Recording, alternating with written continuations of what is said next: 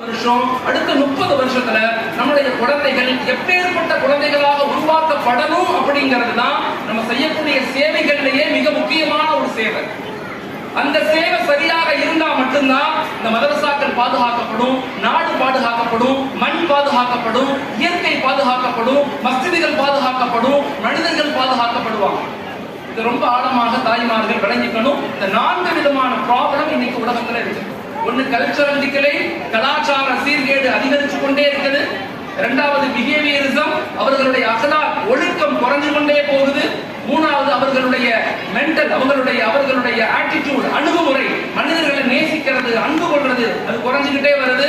நாலாவது எல்லாத்தை விட மனம் அழுத்தமுள்ள சமூகமாக இந்த சமூகம் உருவாகி கொண்டிருக்கு. இதுல இருந்து சமூகத்தை, நம்முடைய குழந்தைகளை, நம்முடைய பெண்களை, நம்முடைய வாலிபர்களை பாதுகாக்கணும். அதுக்கு நம்ம என்ன செய்யணும்? ப்ராப்ளம் நமக்கு தெரிஞ்சு